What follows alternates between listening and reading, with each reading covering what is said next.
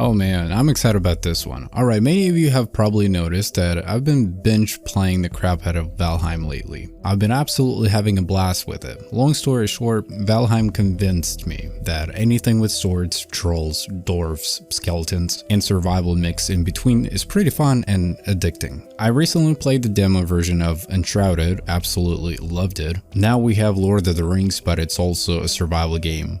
Can things get any better than that? I don't freaking think so. You play as a dwarf.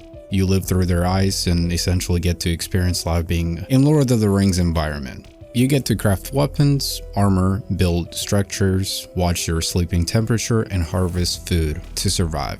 Everything you can possibly imagine with the survival title. I think the main selling point here is survival system itself. However, there's also a storyline with a pretty good amount of it.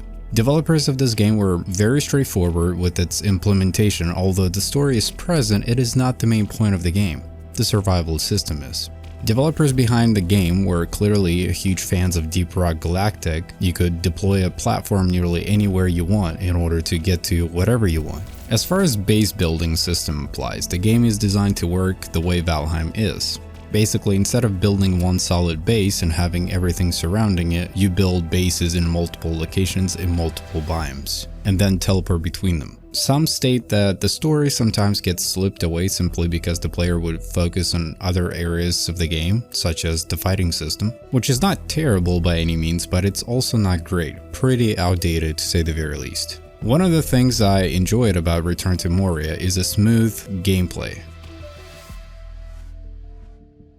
The game is greatly optimized in my opinion. The world there is divided into different biomes, or levels of the game. Basically, the further you get, the more challenging the game becomes. Your opponents get a significant boost of strength in those biomes as well. Although the game clearly supports a single player, I think it was meant to be enjoyed by a group of friends, especially if you pay attention to the story itself. It's not to say that you won't have fun playing solo, but it will certainly feel more grindy, if you will, which sometimes feel like a full-time job. One thing that I find absolutely disturbing is how linear this title can feel.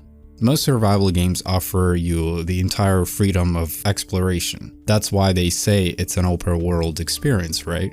Well, Return to Moria, it's all about progression. You must progress through each biome individually in order to get to the next best thing. The game is holding your hand in that way, and it wants you to follow the steps very carefully. I'm sure it plays the way it does mainly to the story being present, which is understandable, but I just wish they made a bit more free to explore rather than, hey, follow these steps please.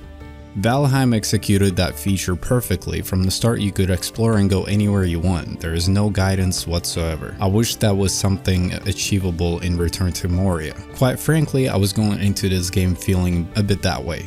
But also, in their defense, I wasn't expecting to get a massive storyline that will take you between 35 to 45 hours to complete. Just like I mentioned before, this game is perfectly executed with optimization. I haven't had any issues whatsoever, especially, groundbreaking issues. But I guess if you're only given a certain chunk of the game to work with, you better hope that it runs as smooth as butter. Obviously, I won't be going as far as spoiling the story for you all. I think overall speaking, it's a pretty good title. Once again, a bit more freedom would have been perfect in my opinion. But even with its current state, the game isn't bad. Who knows, maybe one day we could get an update or perhaps an expansion that will focus more on open world experience. But until then, this is what you get. This is your boy Roos, and I'm out. Goodbye.